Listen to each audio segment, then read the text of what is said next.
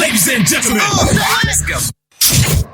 Where Brooklyn at? Where Brooklyn at? Where Brooklyn at? Well, actually, I live in Delaware now, so does that make me a Delawarean? Singing girl. You know, Beyonce is my friend in my head. They my people sometimes, too. Yeah. I mean, like, be true, man. You know, when I was a kid, I had an imaginary enemy. Like, does that make me crazy? Life as P, presented by Say What Radio. Well, hello there. Welcome to Life is P. I'm your host, Phoenix Ash. I thank you so much for joining me. If you are a first-time listener, what a time to join us. If you are a repeat listener, hey, we are at 100 episodes. 100 episodes. I am so amazed. First of all, I'm amazed that I could be consistent for so long. So I don't think I ever really envisioned getting here. I wasn't sure where I'd get to or what I'd do, but I'm so thankful that you guys have stuck with me, that I've gotten so many new listeners over time, and I love the messages you guys send me. I'm so grateful that you guys invest your time in me.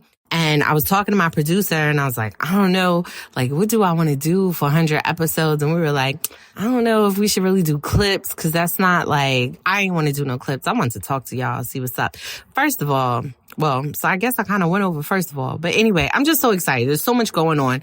Delectable, A Sweet Romance has finally dropped. Oh, it dropped last week, Thursday. I've gotten amazing feedback. I already have a number of reviews listed on Amazon. So if you want to pick up the Kindle version, it's definitely available. Paperback should be available in another week or two. And there's a giveaway happening. So definitely check out Say What Radio Network. And it's not Say What, it's Say What? WHA. But yes, definitely check them out on Instagram and get your instructions on how you become part of the contest and the giveaway. We have some goodies. A number of my paperbacks are getting shipped out to folks, and surprises. And we're all very excited over here because I don't think we thought this wouldn't come. I think we just didn't really know when it would come. So awesome. I'm so excited. Again, I'm very excited about the people who have read Delectable. It is a sweet romance, honey. It is. And it has a scene or two or three that will have you licking your lips and sucking your fingers. Okay. But yeah, pick that up. If you want to read any of my earlier works, I do have a couple of other books on Amazon and Kindle, which is so crazy. And you can search Phoenix Ash. I have In Her Makeup, Soil Sheets, Cookies and Crumbles, and now Delectable. I also have some nonfiction works. But the reason why I'm skipping over this really quickly is because I started this journey with this podcasting to really document me becoming an author. I left corporate to pursue something that I felt like had been calling me for most of my life. But I had always been too afraid to answer the call without something else going on. So I took a leap of faith and was like, I have some money set aside. I'm going to step aside and give this my all. And I had money set aside for 6 months to not work at a regular job for 6 months. And I had no money set aside for a budget to publish. I didn't know what I needed. I didn't know that I needed marketing. I didn't know that I was on the outside of networks. I was on the outside of clubs, of groups, of people who could be resources. I had nothing, but I had faith and I had a call. And so I answered those things. I had a good friend who had a podcast network, and I said to her, I want to document this journey and becoming and all the evolution that's going to happen and whatever revelations come. And she said, let's talk about creating a podcast for you. And that's how I ended up with Life is P. And I'm so very grateful forever to my good friend for believing in me and feeling as though whatever it was that I had to say was worthy of being heard, which particularly as a writer is like my love language, to tell me that what I have to say is worthy of being heard. So thank you. And all of you, you're speaking my love language. You are listening. You are chiming in, sending me messages, showing me proof that I matter or that what's on my mind matters. And that's amazing to me. So I'm very thankful. And it's crazy how I just started. My first episode, I was talking about applesauce and how I didn't know what to do with the lady that was offering applesauce. I just really was stuck and slow and really just in my mind and couldn't formulate a good thought because I really was going through a lot. I had just had my daughter about a year prior to that, or maybe 2 years prior to that. And prior to having her, I had lost a number of children through miscarriage as well as preterm labor. For those of you who don't know, my daughter Sadia is the first of 8 children that I've had to survive. For my husband, she's the second of 8. She was my 7th pregnancy. It was just very hard. She was the only pregnancy that I had that went to what they consider full term. And probably the only time my water didn't break. She was actually born in her sac. So it was very traumatic. I had her a year after I lost 3 of my children through preterm labor. I had a set of twins and my son, who were all born in the same year. So it was very hard. I hadn't had a chance to heal from that emotionally. And I had this calling that just wouldn't stop knocking. So I took a chance on myself, invested in myself, and figured some stuff out. I knew that I had some type of skill and some things I was able to do on my own and figure out. And other things, as time went on, once I put out what I was trying to do, there were people who had little bits and pieces who were trying to help. I have a friend, she's an author, Butterfly Brooks, who very early on when I self-published, she read In Her Makeup and was impressed and offered me a wealth of knowledge and steered me through some of the waters of trying to understand the publishing world. Also very grateful for her for that. So I learned a lot of things, and then I got with my publisher, Be Love Publications.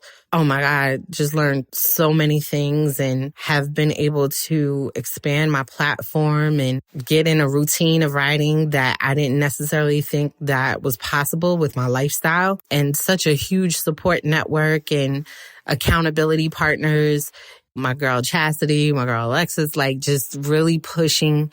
Aubrey, just really getting me together. My girl Jess, she's a poet. She's crazy nice. I actually used part of one of her poems in my book, Delectable. So if you're a fan of Jess Words, yeah, her work is in Delectable. So you'll see that. But everything is just, I don't know, just somehow coming together. And at the same time, it still sometimes feels like it's falling apart. I try to hold a lot of things close to the chest until after I've processed them or understood them. And sometimes I need to share a little bit. So, if there's a little change in my mood or demeanor, sometimes, I am now separated. So that's a new life for me. I was with my husband for a very, very long time. Lucky enough, we're both mature enough to maintain a friendship.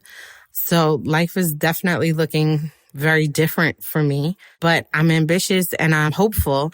I think that we'll both have a lot of revelations come in the future that will allow us to live our best lives, allow us to thrive, and get us out of survival mode. For a long time, I think we both were in survival mode, and there's just so many gifts pouring down that we need to get out of survival mode so that we know what to do with these gifts and turn that survival into thriving.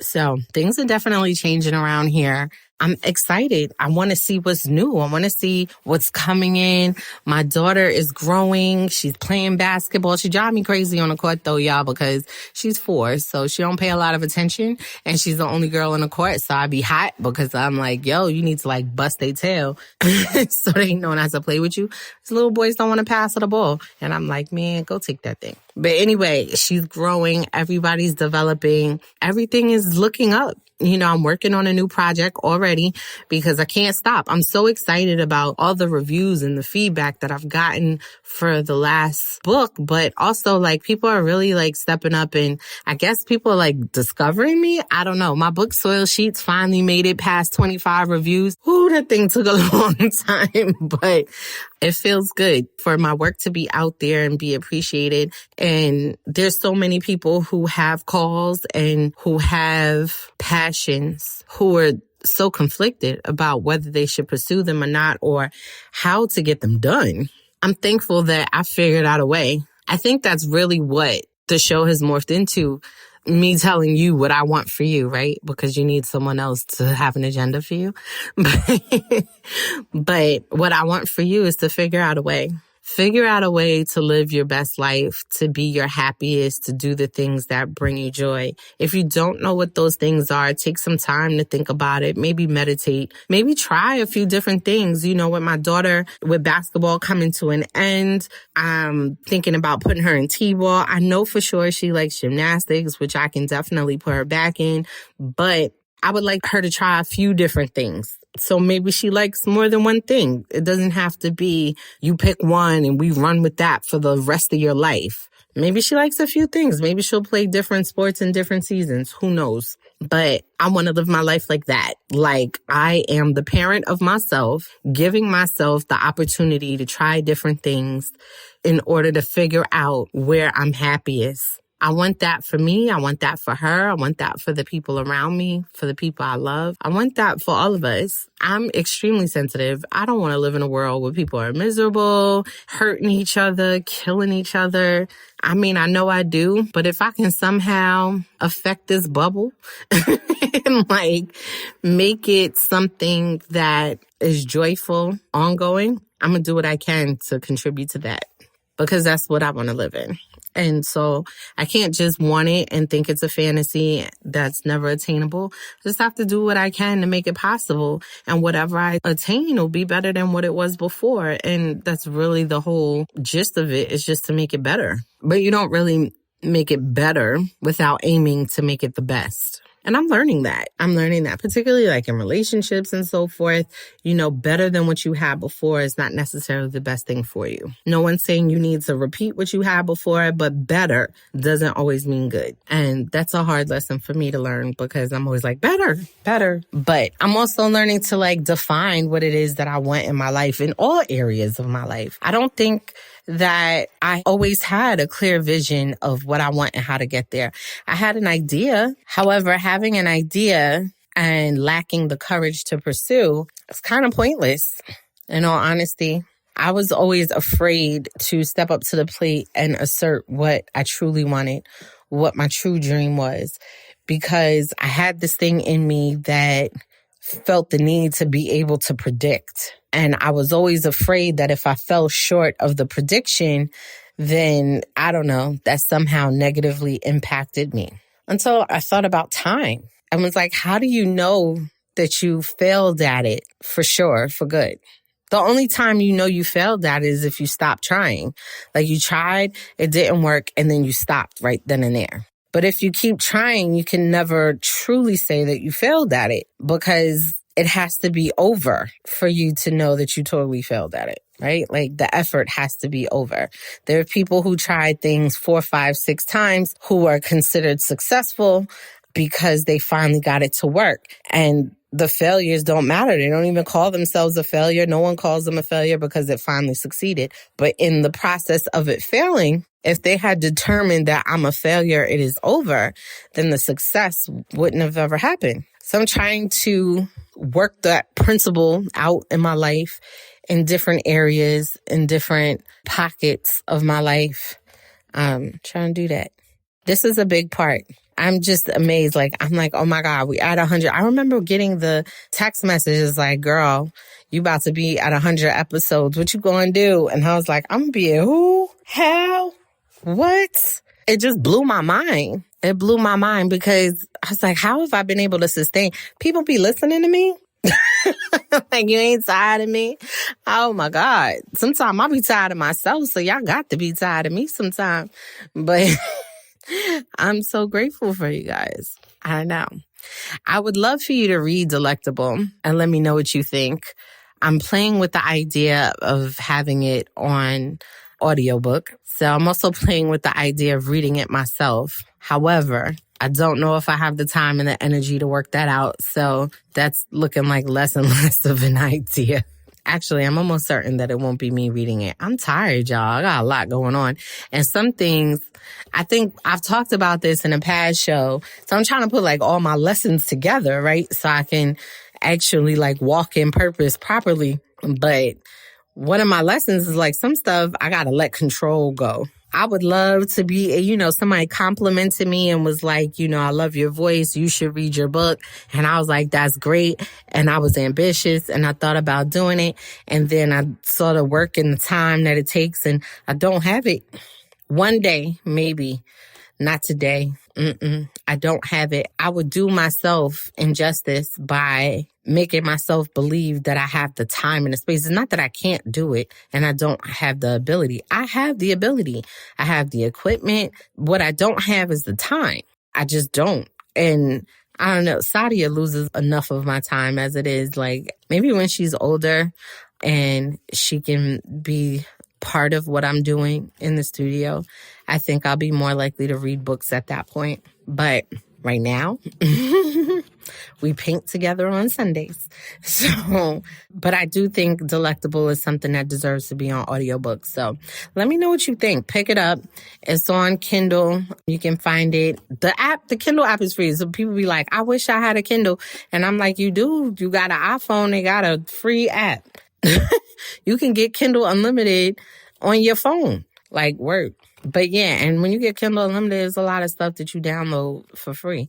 But however you do it, if you wait a week for the paperback, if you download the Kindle version, if you do it to your phone, to your tablet or whatever, please let me know what you think. Leave a review. Yo, it's a sexy book. It's my first time writing all romance. Like, romance leads the book. Normally, drama leads my books. But this was like romance. I just craved to write something different. This is the fastest I've ever written anything. I'm very, very proud of it. Normally, the stories that I'm working on are stories that have been stuck in my head for like long, like so long. And I know that was my Brooklyn that said But Delectable really just came to me and I started working on it and I just ended up doing it all the way through. I don't know how. I don't know why. It needed to be told. The thing that I love most about it is, although it's a love story, and there's so many love stories out there, and I didn't do this on purpose because it totally came to me like yesterday when I was thinking about the book and I was thinking about relationships and stuff like that, as people do when they're separated. But the thing I loved about it was that nobody had to change. Nobody had to become somebody else in order to win the other person.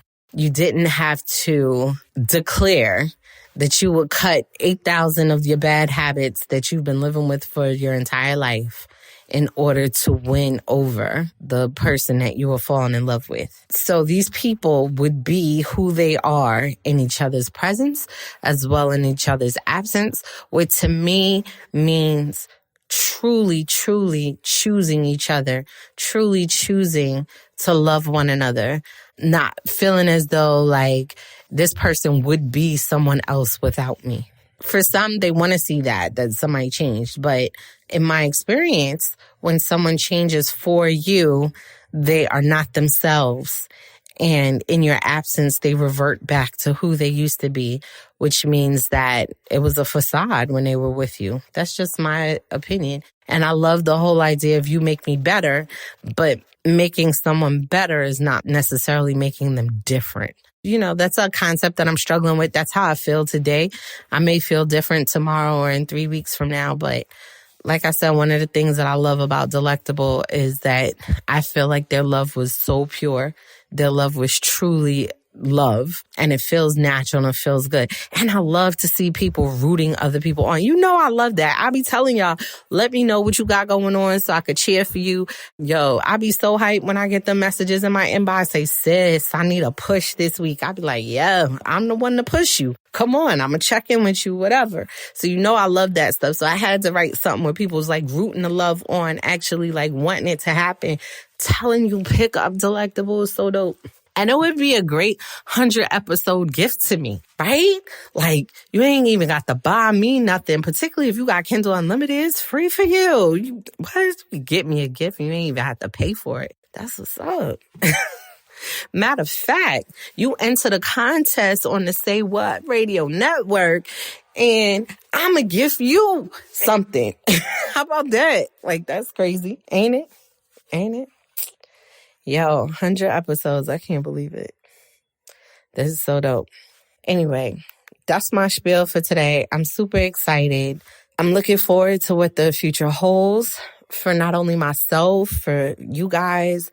I'm really grateful. And if I seem to repeat myself or say "and" a lot, it's because there are times where I am at a loss for words.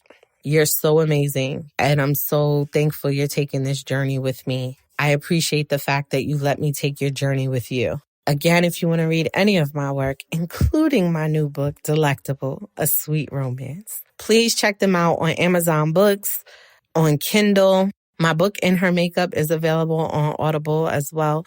Let me know what you think about that, because I'm wondering if I should use the same narrator. So definitely listen to that. Let me know. Leave a review. Hit me up in my inbox. I'm at P Writes on Instagram as well as at P Writes on Twitter. Phoenix Ash on Facebook. You want to hit me up on Messenger or something like that and let me know. Yes, try that same narrator. Go a different route, whatever, do that. I'm going to start my research too this week.